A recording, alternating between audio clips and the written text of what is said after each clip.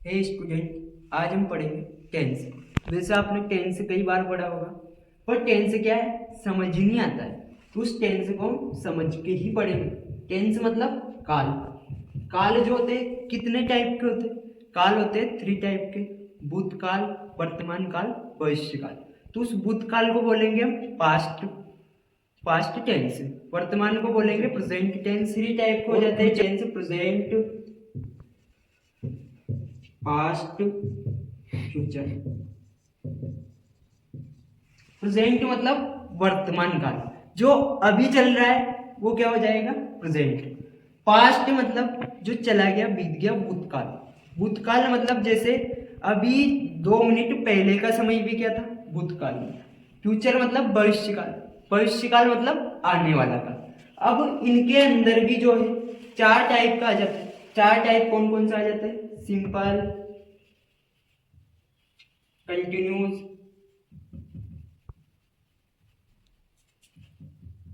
Future नहीं, perfect और perfect continuous. ये समझना जरूरी है कि सिंपल क्या होता है, कंटिन्यूस क्या होता है, परफेक्ट क्या होता है, परफेक्ट कंटिन्यूस क्या होता है। वैसे आपने पढ़ा होगा इनकी पहचान कि ता है, ती है, ते है।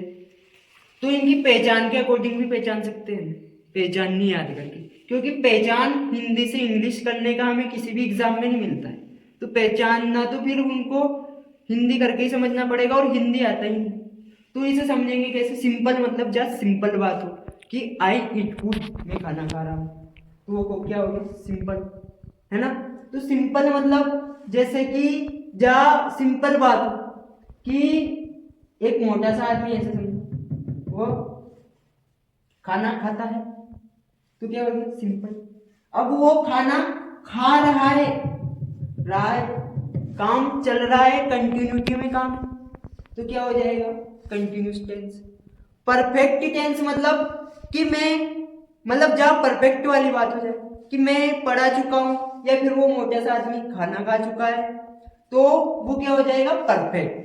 परफेक्ट मतलब जब बात पूरी हो चुकी है, वो टेंस क्या हो जाता है? Perfect tense. और परफेक्ट कंटिन्यूस क्या होता है?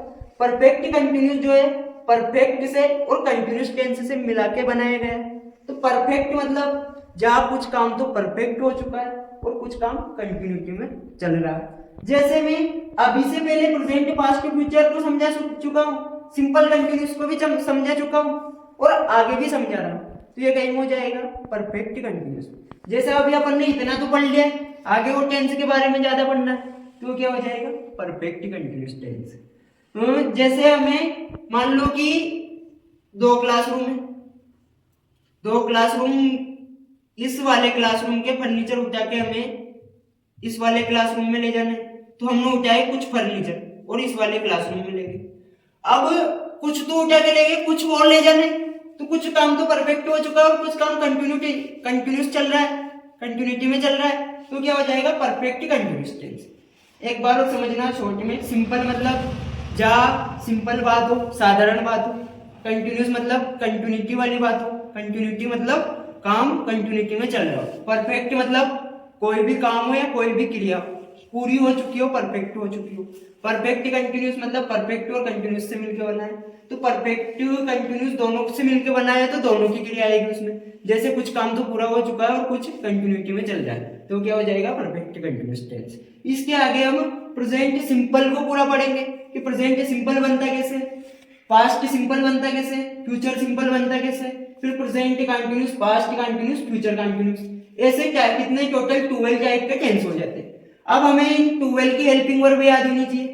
हेल्पिंग वर्ब के साथ इनमें किनके साथ क्या यूज होता है याद होना चाहिए। जैसे प्रेजेंट सिंपल की हेल्पिंग वर्ब हो जाती है डू डज, पास्ट सिंपल की डिड, फ्यूचर सिंपल की विल से।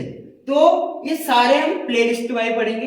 अभी के लिए बस इतना ही, वीडियो लंबा हो रहा है और हम एक साथ में ज्यादा पढ़ने पे विश्वास नहीं रखते, थोड़ा थोड़ा पढ़ेंगे पर पढ़ेंगे सबको।